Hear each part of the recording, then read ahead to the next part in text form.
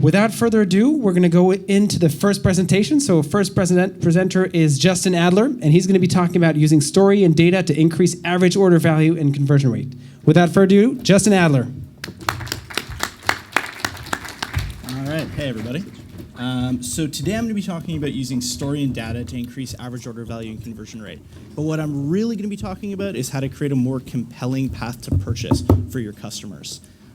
So before I get into my presentation, I'll just tell you a little bit about myself. By the way, you can follow me on Twitter. I've posted my deck on Twitter, so you can go on there and download it. So I work in marketing, analysis, and product development, and I currently work at a company called Source Knowledge. But in the past, I've worked at Keyword Ventures, which is a venture cap firm based out of Europe, and I've worked at Frank & Oak. And I've had my projects featured in publications you're probably familiar with, like VentureBeat, TechCrunch, Fast Company, and at South by Southwest.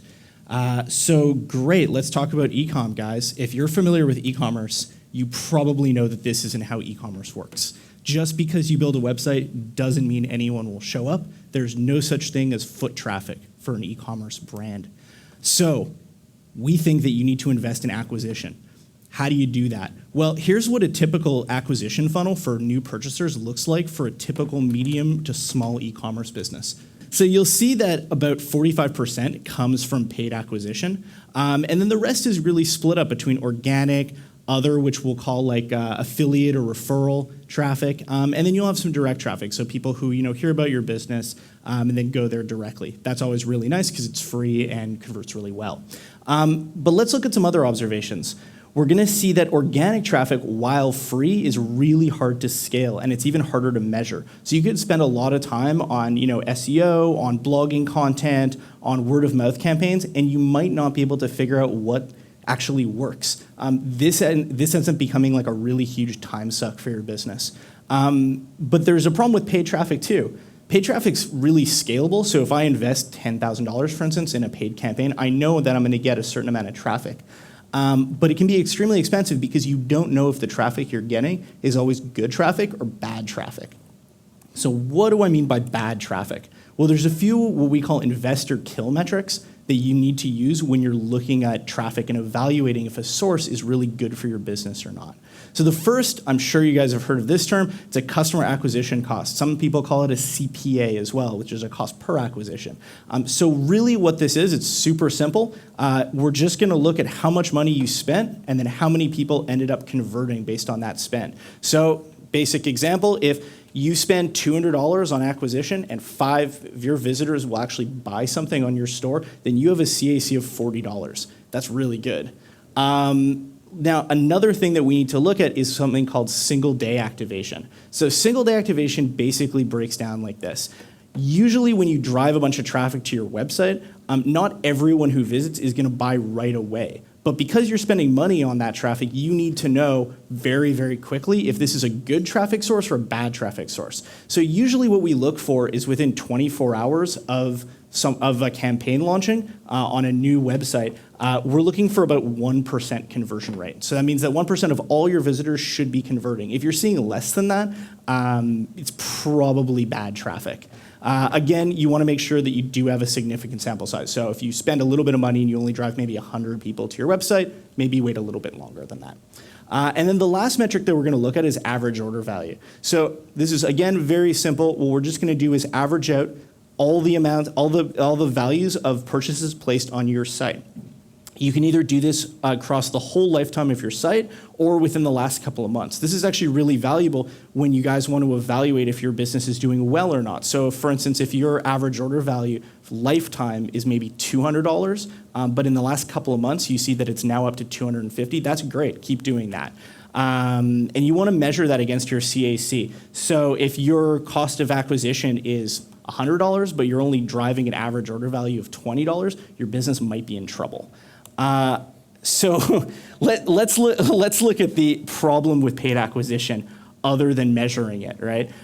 This is a really typical average order value that we're going to see in a lot of sort of medium, small e-commerce businesses where the average order value from paid sources just isn't the same. It doesn't perform as well. So here you'll see for our paid average order value for paid, it's a little under 120, and for organic, it's a little bit under 180. That's a really big difference for your business.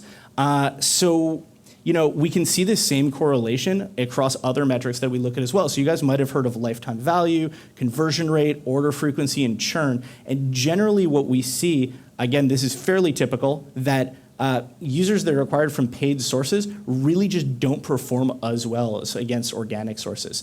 Now, that's a pretty interesting phenomenon, but really we have to ask ourselves, why is that happening? So I would sort of say this is probably a fair example.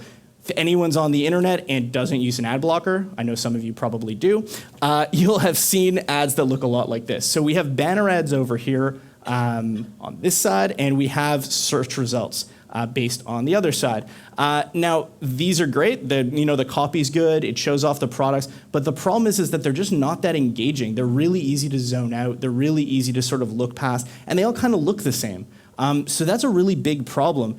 The other really major issue with these is that they don't really communicate a lot about your business. So sure, if you're Nike, people are probably familiar with what you're about and what you stand for. But if you're a medium-sized e-commerce, chances are that no one has any idea what your company values are, what your brand story is. And these ad units just really are not effective at communicating that. Let's look at how they're used. And I think this is another big problem area. This is a really traditional acquisition model that you might use if you have an e-commerce business. Usually you have a prospecting material, so it's a video or display unit like we just looked at. People will see it and they'll evaluate your business. So they'll sort of maybe research it. They might just click on the banner right away. Either way, hopefully they end up on your website. Now, if they don't buy anything, you can remarket to them. And that's pretty effective. It works pretty well. But there's a few problems with this. First of all, remarketing only takes place after they actually get to your site. So they have to actually take that commitment to click on the ad or remember the name of your business and get on your website. The other problem that we're actually seeing is that it really depends on them interacting with the first ad that they see, unless you show them a bunch of repeated ad units. Now, our historical campaign data usually shows that someone needs to see about 5 to 7 different ad units before they're actually ready to engage with your business, even if they're interested in your product. Again, this is a huge problem. So how do we fix that? Well, what we've developed is actually our own sort of improved acquisition model, where we use video to prospect. So before we ever show a prospective client, a display banner or a search ad, anything like that, we show them a video because we really like video. We think that it's an engaging way to explain your brand story, show off a lot of products to people. And then instead of relying on them to actually come to your website first, we'll actually look at, in this model at how engaged they are with that initial video. So, if they've watched 50% of it, maybe they're kind of engaged. Do they have the sound on? What device are they using? Is it playing in the background? Are they actually watching it? So we'll use all these data points and look at how engaged the user actually is, and then we'll serve them up sequential remarketing. So what we really want to do here is before they actually even get to the website, they're already really familiar with your brand story, and you're sort of holding their hand as you walk them through this narrative sales process. And then in this model also, a really important point is that there's a machine learning stage. So after a conversion happens or after a failed site visit happens where they don't convert, this model feeds that information back into whichever ad partner you're using's bidder, and they can improve and make smarter ad buying decisions. So again, better customers for you, less wasted money for you. Why does brand storytelling matter? Even though it is kind of fluffy marketing and, if you're a data analytics person, you might dismiss it. At the end of the day, brand storytelling really improves perception, value, and trust. If you don't believe me, how comfortable would you be making a large first purchase on this site? Even if you like the idea of a $10 shirt, maybe the quality's not there. Maybe nothing will fit you. Maybe it'll take 6 months to show up. I personally probably would maybe be willing to order one shirt, but probably not a huge amount. So that causes a phenomenon that we see where the first purchase's AOV is significantly lower and people churn a lot faster. So here's a case study we actually ran with Frank and Oak. I had an in there, I knew someone. So we actually applied this exact same solution. And this came out of a problem that we were facing with them, where they were telling us that paid media just wasn't performing for them. And we decided it was because banners just didn't really communicate that brand message to them for people who had never heard about them before. So what we did was we used video to create that brand forward first touch point. We engaged their core demographic using lookalike modeling. So everything is very centered around data.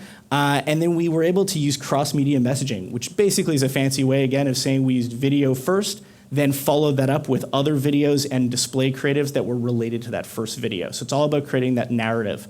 And what we really wanted to do was reduce the CPA for them and increase the value per conversion. Now let's look at how it went. So here's the results that we had.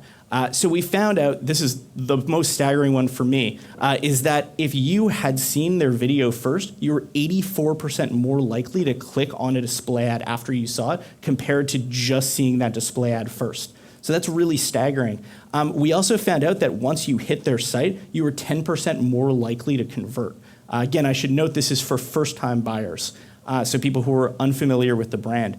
We also found that the average order value was 20% more than site-wide. So that means that people were not just 10% more likely to buy, but they were spending 20% more than other people who had just been acquired through any other means.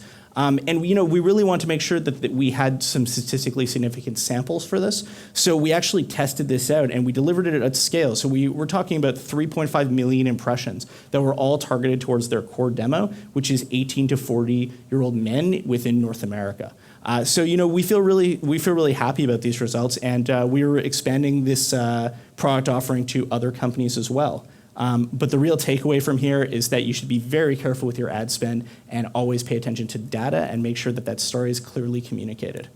Cool, guys. So thanks a lot for your time. And if you have questions, you can ask me anything. And I should, again, remind you, if you want to revisit any of the stuff in this presentation, just follow me on Twitter to download the deck. Thanks a lot.